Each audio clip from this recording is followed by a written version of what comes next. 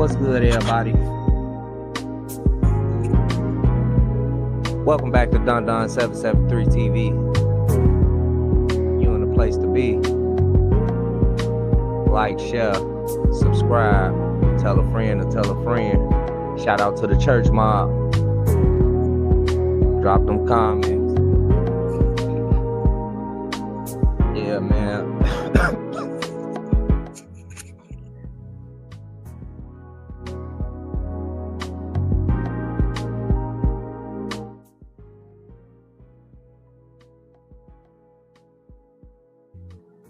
So on tonight's broadcast, we got a real topic. It's a touchy topic. It's dealing with the children. We got two separate cases from the opposite sides of the country.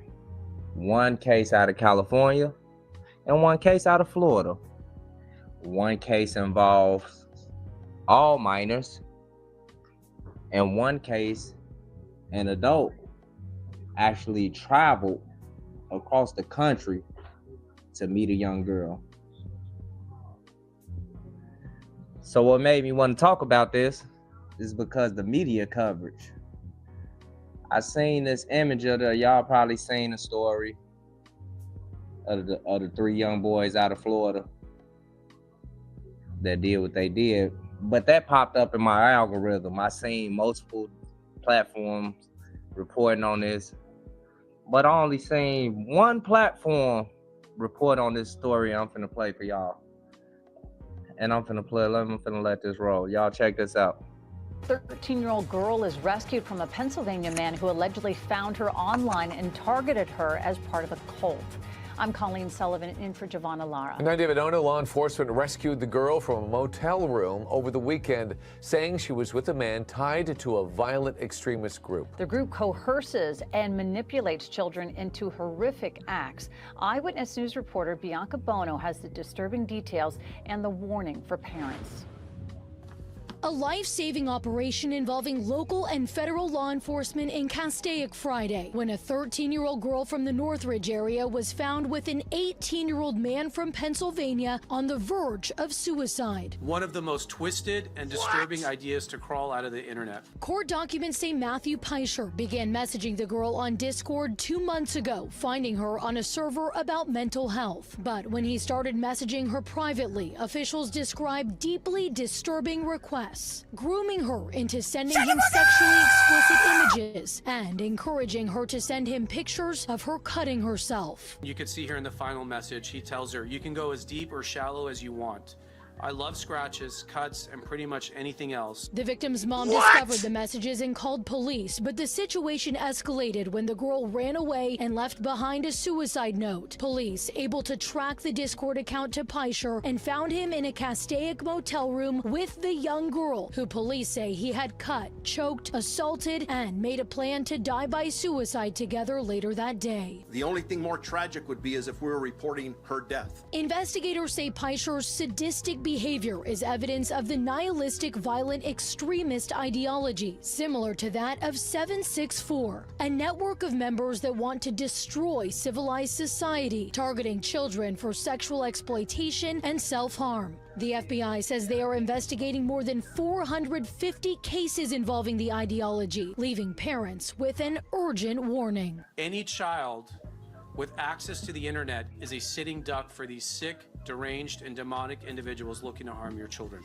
And Peischer is being federally charged with travel with intent to engage in illicit sexual conduct, a felony punishable by up to 30 years in prison. Bianca Bono, ABC 7 Eyewitness News.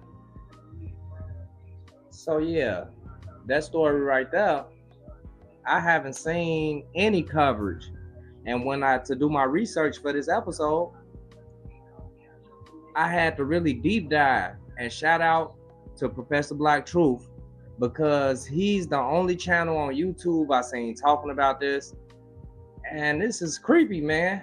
All our kids are on the internet, on some app or in some form doing something. And we got to bring some attention to this type of behavior. Yeah, so he was charged with travel with intent to engage in illicit sexual conduct with a minor, and he's facing 30 years. But like I say, this is not going across the different networks like it should. And I don't feel like his charges, I feel like he should have some type of kidnapping charges. Let me play another clip for y'all. Law enforcement then began to review surveillance footage from local motels and were able to find video of Peischer and the young girl entering a room at the Roadway Inn Motel. When law enforcement arrived at the motel, they encountered Peischer. The authorities also found the victim, identified in the complaint as minor victim 1, hiding in the bathroom. They also found bottles of lubricant on a nightstand, a knife, several razor blades, and bloody tissues. They also found a boarding pass for Peischer's flight from Philadelphia to Los Angeles. In addition to that, near Peischer's cell phone, they also found a Faraday bag, commonly used to block electronic signals. A Faraday bag. Now, for those who not familiar, those are bags that blocks the signal from your cell phone, so GPS and stuff like that won't work. So what was his intentions? If she didn't go along with what his plan, it probably would have got ugly, man. I'm glad that girl grandmother was not going. This could have been the girl told law enforcement that a female had driven her and Peischer to the hotel when he then cut her several times with a knife on her left and right forearms for approximately 15 minutes. He then had sexual intercourse with her, even though she said that she didn't want to. The girl also allegedly said that during intercourse, Peischer repeatedly choked her to the point that she couldn't speak. The girl also revealed that Peischer's plan was for them to go to the top of a big motel and jump off together. So there it is. They had plans on jumping off a bridge together, if that was his actual plans, because why do you need a Faraday bag and all of this? He probably was intending on doing something else, and I'm glad the authorities stepped in. But dealing with the system we dealing with, I'm pretty sure he's going to get a slap on the wrist, because they don't prosecute these people properly with this, especially when you got that skin tone. So yeah, I seen that, and shout out to Professor Black Truth for dropping that out there and putting people on game about these type of situations, because we got to protect our children out here, man. But to the next story out of Florida, it gets weird. We'll play this clip for y'all. Alleged crime happened in June, but it wasn't until this week a grand jury said these minors need to be charged as adults. This is why we are showing you their faces. Now, the details in this alleged crime are very disturbing. We want to warn you. 2 middle school age boys and a 15-year-old boy are facing serious charges as adults in connection to a rape case involving a 12-year-old girl. So you're 12 years old? You're 13 years old? Police say the co-defendants, Nelson Nunez, Josiah Jones, and Xavier Tyson, all played a part in the crime that took place in an Overtown community garden in June. You were indicted by a grand jury and transferred to from juvenile court to adult court. That's why you are here. Police reports say the victim was leaving her friend's house when 13-year-old Nelson Nunez grabbed her, forced her on a couch inside the Greenhaven Community Garden, and raped her, while 12-year-old Josiah Jones and Xavier Tyson, who was 14 at the time, restrained her. Police say Jones put rocks in her mouth to stop her from screaming. The victim says it went on for about 30 minutes, and the boys stopped when they heard her father calling her name. Both the 12 and 13-year-old are at the West Detention Center, So both all of them three being of those held. kids were charged as adults.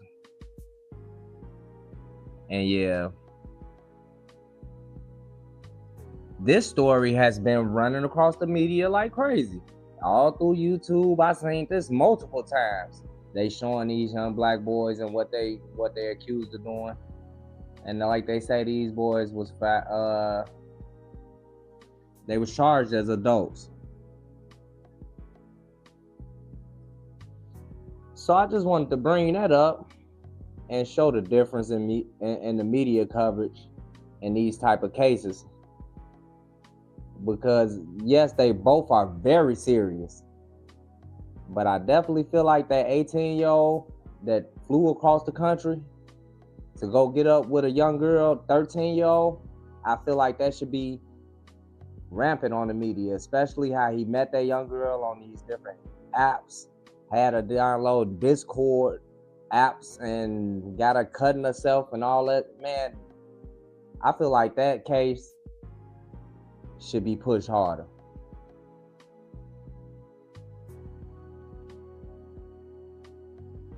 So I got these 3 kids up here accused of what we know what they're accused for. I just want to say this. The delineation movement is going, right? And when adults are doing crimes and making headlines, we point out the fact of these different names. So I'm about to point something out to y'all. How many of y'all named Nunez? Josiah? That don't sound like foundational Black American names. I know Nunez not. Josiah, no. See, over there in Florida, them Haitians, man, and we gonna do this from top to bottom. Cause since they sending this story across the nation and it's getting so much traction, we gonna make sure it get the right traction. That ain't us. I'm just saying. So yeah, I hate that happened to them young girls, but we need to put these stories out here so we could be more informed. And man, watch our kids with a little closer eye. Because just because they right in the next room, it's a different time these days. With this internet, you don't know who your child is in communications with. Yeah, but this was going to be a brief one. I just wanted to come bring this across the table and put it out there. We'll probably be back again a little later. Tie back in with the church mob. Y'all like, share, subscribe, tell a friend to tell a friend. Until next time, church, we out.